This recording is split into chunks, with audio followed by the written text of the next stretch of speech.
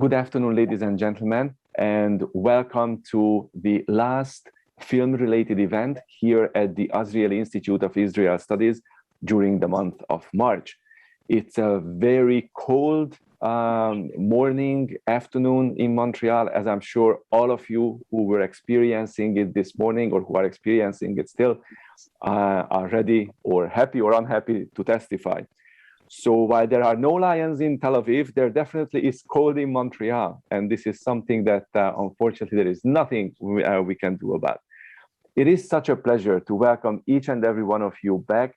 And it's really a delight to welcome back Duki Dror, whom I would like to call now an old friend. You might remember that Duki was our first guest at the beginning of the month when we started our documentary film series in March 2022.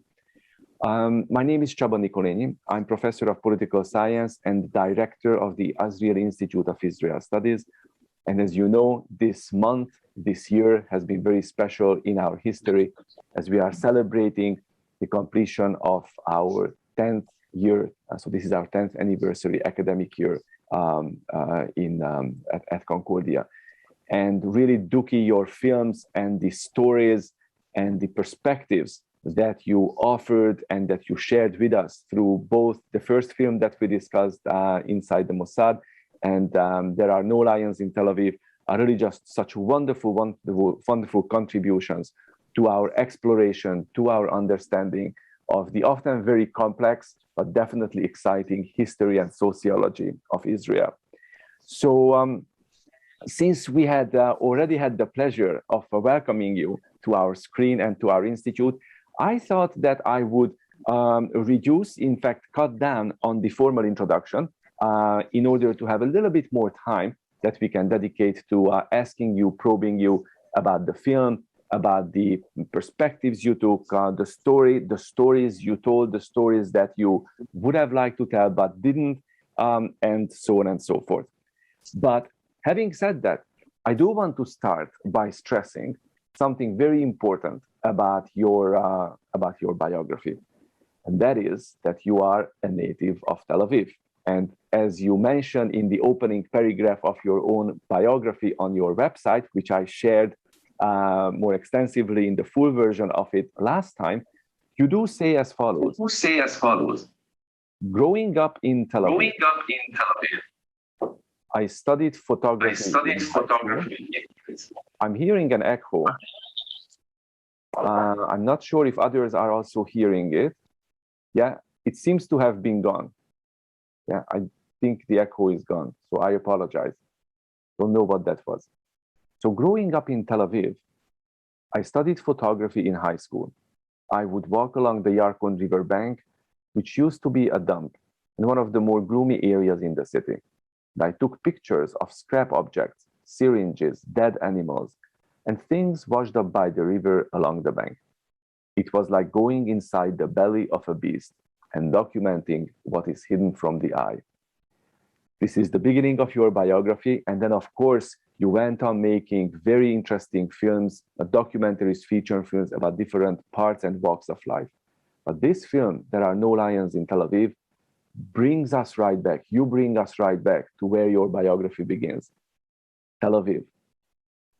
Is it a surprise? Was it a surprise for you that you found yourself making a story about your origin, if you will? I mean, you're not back on the Yarkon River. You're taking us back to very central Tel Aviv, as the story tells. Tell us a little bit about how you ended up thinking of this project and implementing this fascinating documentary. Well, thank you.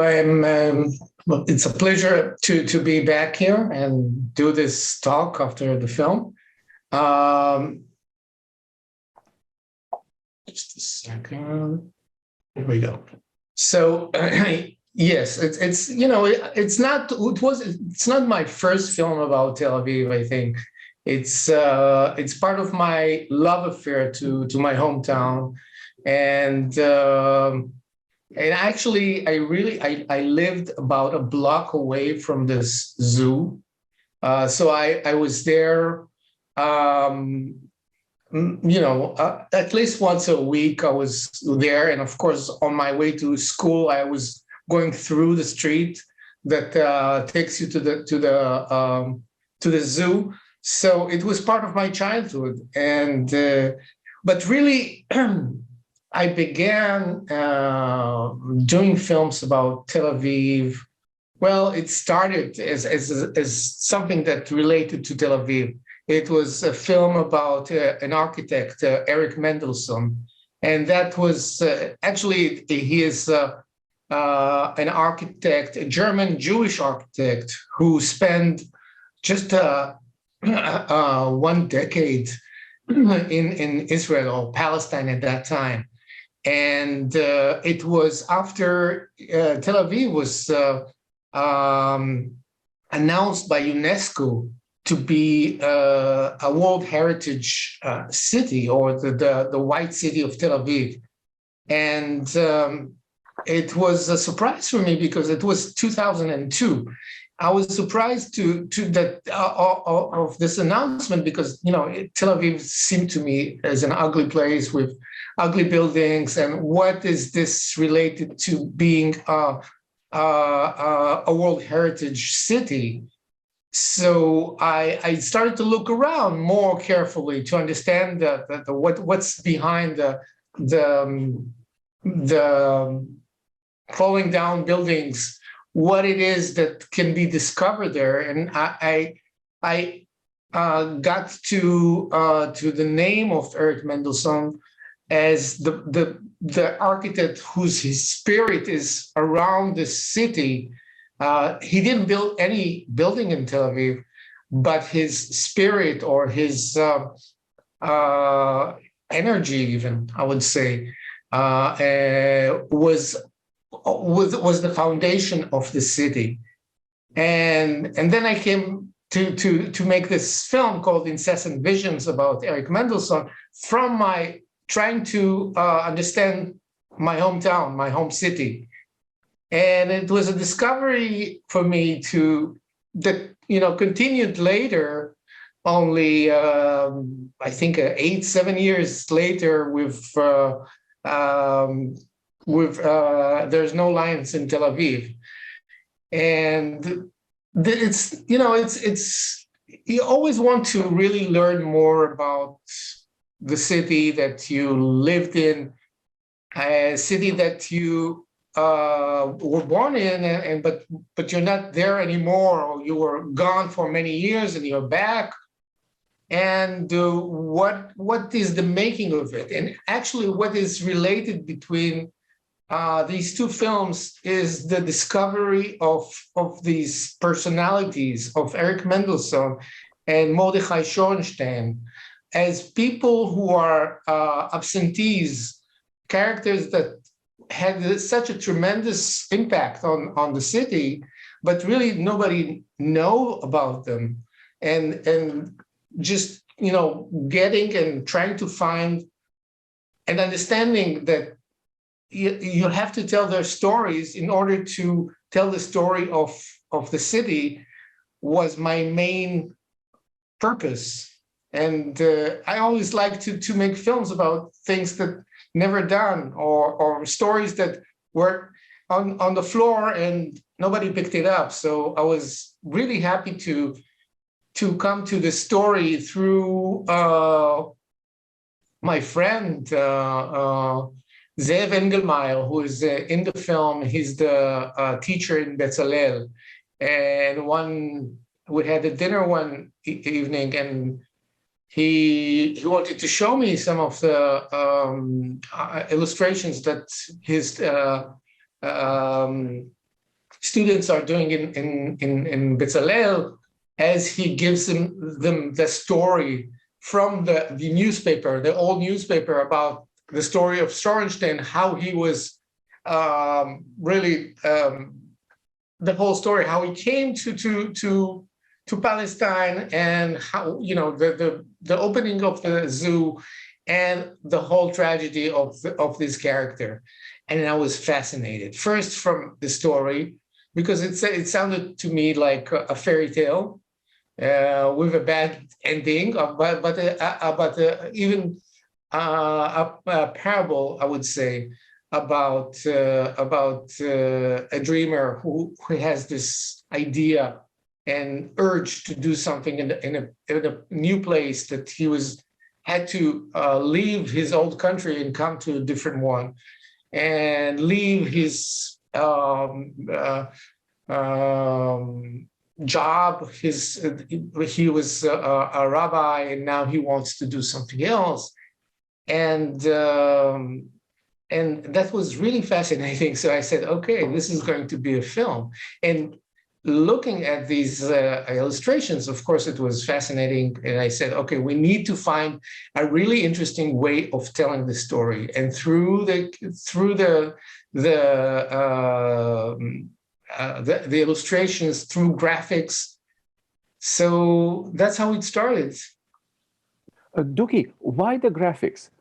This is something you didn't use in Inside the Mossad, right? That was a very straightforward series of conversations with the Mossad chiefs and operatives. But here you used some really interesting visual techniques. What was the purpose? What was the intention? What did you intend to achieve with that? I think that the main thing is to try to give it a feeling of a fairy tale, a feeling of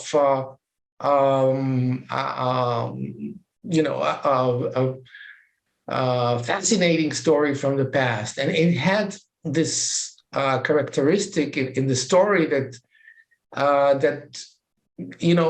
really, just sending you to use these kind of elements, graphic elements. And because of, we had, Ze'ev had a pile of years that he gave this exercise to his class. So we had I think hundreds of illustrations about the story. So it was really it was like first of all, you have, usually when you do documentary, you go to the archives and you look into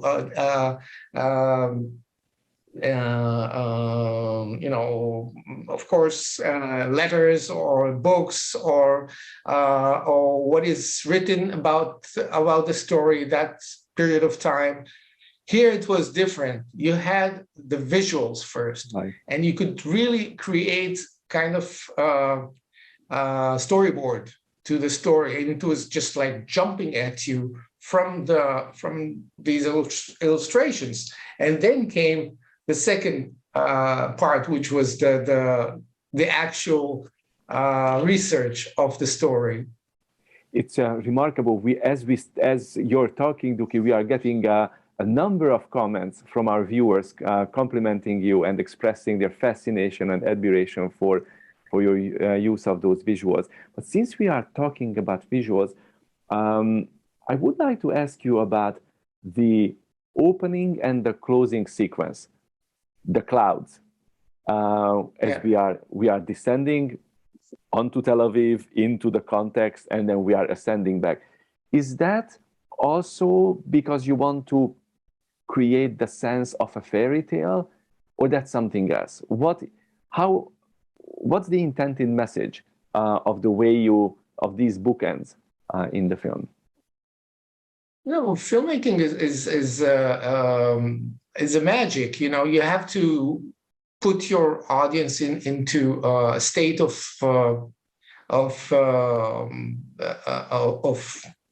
hypnosis, and this sequence of the descendants of this shot coming to Tel Aviv and having the birds and this whole orchestra of visual elements, and then the city disappears and becomes the old city of 1935 or 37, I don't remember. And that was something to bring you into pull you into the period and hypnotize you into getting into the fairy tale, to the story. It was a long process to this shot. I think it was the most difficult shot I worked in my entire career. It took about a month to work on it for animators and to orchestrate the whole thing. So it took a long time. It was very expensive, but it was really fun to do it. And it was one of these films that was, pure fun to make. The last shot was also, we discovered this toy called drones, and we started to, fly it in all kinds of ways. And we did this through this new buildings of Ron Arad in Tel Aviv. This is like the new exemplar of this bionic postmodern architecture the city can offer. And we just flew it was under construction at that time, so we said, okay, let's see if we can really pull this camera coming from the city, from the white city, going through the building and coming out from the other side of the building. And luckily, nothing was crushed in that shot. So, but we did a lot of shots. Duki, as you mentioned, the film actually is narrating multiple stories. You're narrating and you're telling us the story of Rav Shorenstein, but also the story of the zoo. Obviously, they are interconnected. I've heard over the weekend from a number of friends and viewers in Montreal who were fascinated by the micro-history of Tel Aviv. This is fantastic. A number of people told me, I didn't even know there was a safari ever in Tel Aviv, let alone a zoo at any one point. A number of friends shared with me their fascination with the very unusual and really not frequently seen footage, documentary footage that you used and you presented that showed life in early Israel. There are images that are more frequently seen than not. So you told us already that you were fascinated, obviously, by Rav Shorenstein because you like telling the story of characters whose histories are forgotten. The zoo was also something you connected with in your childhood. Were you actually walking by the zoo? Did you feel that? Did you sense the smell as they describe in the film? Was that real? Sure. The balcony in the apartment I lived in until I was age 9, I think, or 10. It was not more than 100 yards from the cages of the zoo, so I could smell the animals. And in the summer, especially when in hot days, it just would, the smell will come over at you. And of course the sounds of the animals. Of course, this was I think the last years of the zoo, but because in the beginning it was a faraway area. It was, it wasn't the main part of the city. It was a bit further out, and just the city closed in. That's right. And it was quite small. It wasn't like Berlin Zoo, which is huge. It was still a very small place, but it was the only place of entertainment for the city. This is a new city, and the story of Tel Aviv is really fascinating. How it came from nothing, from the sand. And in a matter of 20 years, it was a boom of construction that was it was unheard of at that time. I think anywhere. So it was this modern city that came out of the blue, from nothing, from the sand, and then you need something to have an entertainment at, and that was a center of entertainment, of course, not only for the Jewish population, but also the Arab population, which was, mostly in Jaffa. And so that's, the story of Tel Aviv, of course, that's something that is really fascinating, because it was a city of dreamers, conceived by dreamers, built by dreamers, and then it was the administrators who took over later on from the dreamers, and replaced, for instance, in the story, Rabbi Shorenstein, because you needed an administrator to take over a bigger size operation of a city, and then and gradually it becomes more and more urban, expensive, city of rich people, and high rise, and something in the soul of the city, just of the old soul of this conceived garden city. That was the idea behind Tel Aviv, that Geddes, one of the city planners in the early 20s, was conceiving it as a garden city like Paris, and just it's hard to find it anymore, maybe in some spots. Duki, you mentioned at the beginning of the conversation that you wanted to tell the story as a fairy tale, and that you do. Now, we know who the fairy is, it's Rav Shorenstein.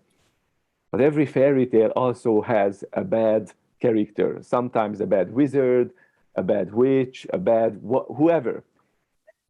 To me, the bad character, the way I understand it, of course, it's the Aguda, it's the society.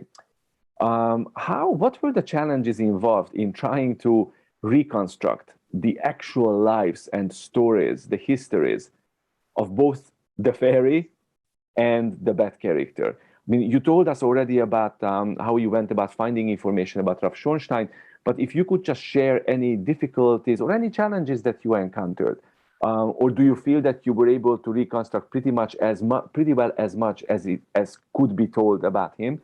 And then what about the administrators, the businessmen, whose decision ultimately paves the way to the rabbi's very sad marginalization? Right. I mean, of course, it was like a protagonist against antagonist in a way. And at first, I reached out to Rabbi Shorenstein's granddaughters. And in the beginning of the production, I said, "Oh, okay, let's meet." And, I met them, really nice women.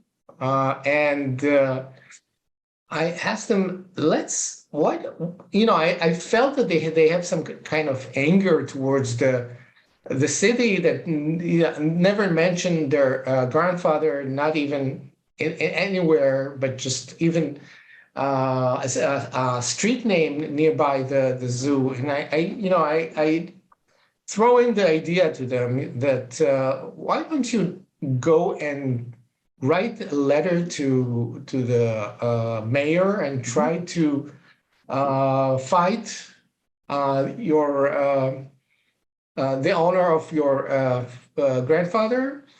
And they were saying, "Oh no, this is," they were very timid. They didn't want to have this kind of,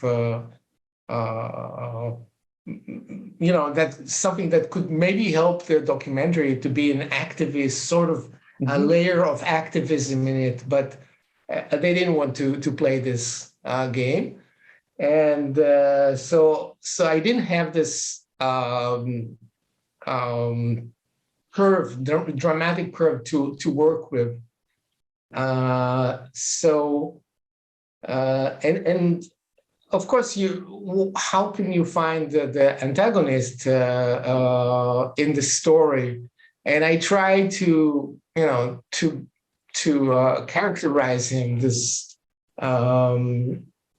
Of course, the Aguda and the other people, and this guy who is a police chief, And I even went to speak with his grandchild, who is apparently was the deputy mayor of Tel Aviv, and now Israel's ambassador to the United States, Asaf Zamir. And he was just a really nice guy, and I couldn't really, do something, make something which is going to be bashing his grandfather. So I think it was, I left it there. I didn't want to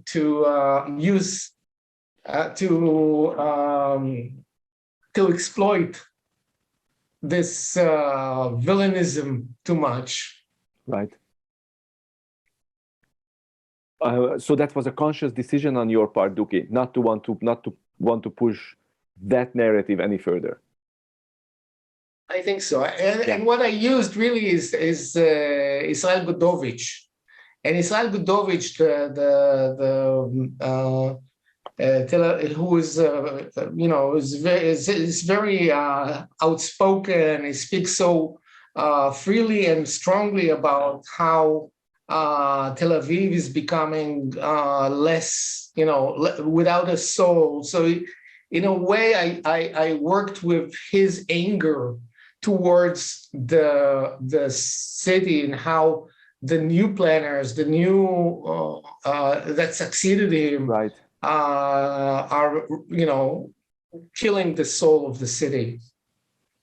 And really, right, when you look at the future of Tel Aviv, it's a watershed moment, I think, right now, because the city will grow more and more, and you really don't know how it can sustain so many people when the infrastructure is so limited. So I think this,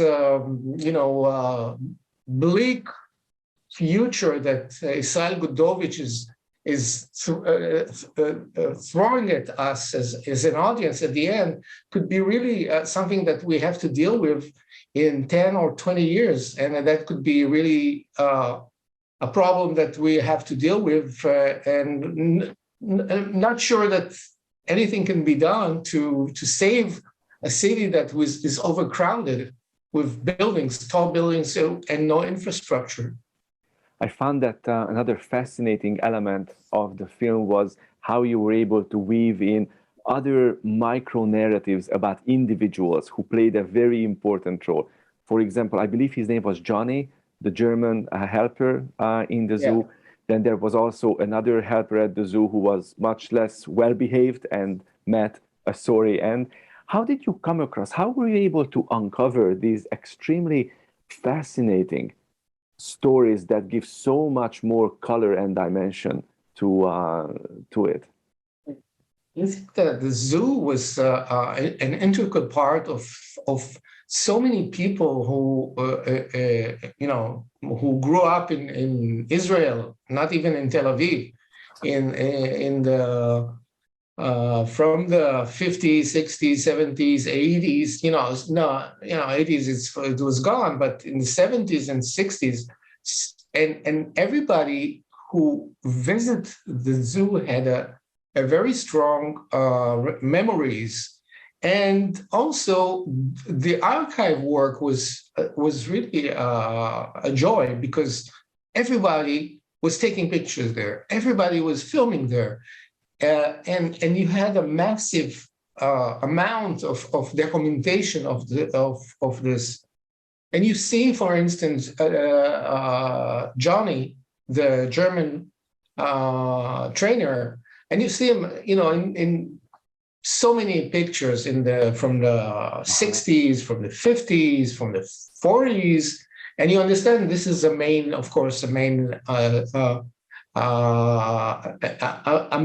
character to go and try to understand. Everybody was talking about Johnny, so let's talk about Johnny. Who is Johnny? And you just find out that you have all these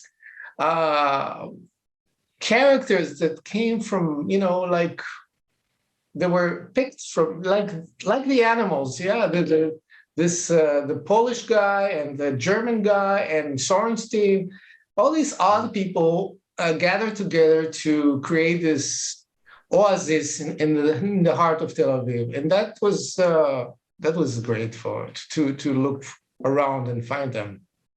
And another micro history, if you will, that I certainly wasn't aware of, that was the sad use of the animals when the workers are frustrated by being laid off and losing their job, and actually taking their anger out, if you will, on the animals and letting them loose. How did you find that, and how did you decide to include that in the narrative? And I'm so grateful. We are all so grateful that you did. It really adds even further nuance and complexity. But I'm sure that's not part of those histories that you would, or was it? Was it something that you heard also multiple times, or was it something that you had to search for, scratch the surface in order to find out more information about? I think that, well, first of all, the whole notion of animal and our feeling towards zoo, of course, changed through time. And if I looked at it in a nostalgic way, oh, zoo, what a wonderful feeling, and what a wonderful experience to look at animals and be suddenly in in Africa or in Australia or wherever. And suddenly you understand that the consciousness of how to treat animal, how we feel about zoos is becoming different over the years, and today, of course, it's really a no-no. And zoos are not zoos. Actually, they are more places to find mates of animals, and they are more sanctuaries than zoos, and that's how they are called mostly. And I found it, through research. I spoke with. I think that the newer workers in the zoo had these stories, so. I thought that it's important to include it because this was also a story of frustration of workers, of laid off workers who had to do something. And of course, it's sad, and you see the human cruelty in it, but it's also, that's how we sometimes behave. And one thing that was really interesting is that, during the research, I got into some archive from England in I think it was the late 19th century or the beginning of the 20th century. And the zoos, the early zoos were places where you had not only animals, but also pygmies from Australia, I think, and people who, the British brought from their colonies, and they just housed them in these zoos. So, and then you are shocked, and then you feel, wow, how we, 50, 60, 70 years later, could never think about doing something like that. Oh, this is so inhumane. And then you find that there is this perspective of things that in your generation, you look in one way on the early generation, and today's generation will look differently on how you looked at things. So, but I decided not to include it because I really wanted, there was one of the versions, we had this scene, which is very cruel. You see, those aristocratic British going on Saturday morning to the zoo, and they look at the hate of the pygmies, and it's just like it's really obscene. But then I decided not to include it. It was going too far from the story. Duki, thank you for sharing that. This is remarkable. Really very grateful for opening up and sharing that insight. Duki, my last question before I would turn it over to the audience is to ask you about the reception of the film. How has it been received in Israel? Have you received acclaim, feedback from international venues? But more specifically, tell us about how viewers responded to your film in Israel, and whether there were differences in how younger people, how different generations reacted. Anything that you could share along those lines would be very welcome. Well, Israelis loved it. It was, running in Tel Aviv, in Duki Dror, and then the city had big open air screenings. Also, one in the rooftop of Tel Aviv City Hall. It was amazing because you had all ages coming to the screening, and really have such a splendid time. It was one of those, the screening of this film was a joyful. Sometimes I really suffer from screenings because I just feel the energy of the people. But this was energy of fascination and joy, and that was something that was great in Israel. And now it was also in many festivals, actually, and won really a lot of awards in Brazil, in Toronto Jewish Film Festival. I think it was 2 years ago, it won the Best Documentary Award. In Duki Dror, I don't remember anymore, but there were many festivals it was in, and it was kind of a film festival documentary, and it was running all over. Amazing. Duki, we are getting a large number of compliments and complimentary messages, and as before, I would be very, very happy to share those with you afterwards. We can save the chat, and also let me just mention it to our viewers that if anybody wants to have access to the questions and some of the comments, we can definitely facilitate that. There are a couple of quick pointed questions that I see coming up, and so let me share those, Duki, and maybe you can help clarify these questions. One of them is from Louise, who would like to know a little bit more about Rav Shorenstein's personal story, history. Specifically, do you know if he came to Palestine with his children? Did you find out anything about that particular detail? What made him come to Palestine? Oh no! So when he came, did he come with his children? Did he come by himself, or anything about his arrival that you could? I really don't remember. I think that he came 2 years after his children. So I think they had to wait for certificates in Dresden. I think that was the story, and so he was late in coming after his kids or children came to Palestine. So a year later he came. Yeah. Linda would like to know about the bald eagle. Is there bald eagle today in Tel Aviv? What? I'm sorry? Bald eagle. A bald eagle. Yeah. No, it was only digitally made. Cute. Visual. Cute. Irving has a question about zookeepers. Was it your sense that zookeepers were... Wait. Let me just... maybe I had a mistake. The bald eagle is not the eagle we see, right? Or is that what you're talking about? The eagle, the American eagle? I think my understanding was, and Linda, if you're there, correct me, but I thought you were referring to the visual. Yes, I was referring to the visual. Okay, great. Okay. Thank you, Linda. Because there are eagles in Israel, not many, but they are, and they are, they try to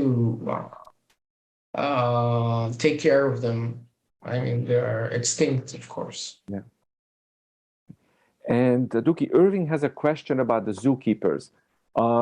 He got the sense that zookeepers themselves were also in quite a bit of danger in handling wild animals. Do you have any information, or do you know how often injuries, accidents happen? Was it a dangerous thing to be a zookeeper in the Tel Aviv Zoo? I have no idea. No. I don't know. But you definitely reported and documented some of the famous incidents that definitely resonate. And yeah, I mean, what we hear, I don't know if there were many. I didn't know. I didn't hear a lot. No. Duki, as I said, I am going to share the many complimentary comments. A number of viewers sent comments in the chat, sharing nostalgically the way you opened up at the very beginning of the conversation, how they have childhood memories of walking by the zoo. One of our viewers mentioned that she learned how to swim in the pool in Gan Hadassah. So I think it will probably add a very special touch to your memory and to the reception history of the film from here in the still cold, wintry Montreal. And with that, it will be lovely. I would like to thank you ever so much for making the film, for sharing the film with us, and above all, of course, for taking time away. I see it's already getting dark. It's dark behind you in Tel Aviv. Yeah. Thank you for staying up. Thank you for staying with us. And thank you for giving us these very interesting insights. Indeed, there was a lot in the movie. There was a lot in the film. But this conversation and your personalization of the different dimensions really helps us make sense of the different threads and their intersections. And for that, we remain ever so grateful. And we look forward to, we will be looking out for your next films, and we certainly hope to be able to welcome you back, if not on the screen, hopefully one day here on our site at the Azrieli Institute. I would love to. Thank you very much. It was a pleasure to do this, and hope to see you all again next time. Thank you very much, Duki. Thank you. Ladies and gentlemen, thank you so much for joining us today during this lunch hour discussion with Duki Dror, the maker and director of There Are No Lions in Tel Aviv. Please remember that our academic year is not over yet. We will be busy in the month of April. Of course, our students are busy writing their final papers, preparing for examinations, and we are busy with keeping them, our professors, and you, of course, members of the larger community, also engaged about Israel. Our newsletter will be sent out in just about a week's time with the new programs indicating in the schedule. So please stay tuned. We look forward to welcoming you back to our April virtual events. Thank you again, and thank you for joining us in March 2022, which was a month of Israeli documentaries here at the Azrieli Institute of Israel Studies. Stay healthy, everyone. Looking forward to seeing you next month. Thank you. Bye.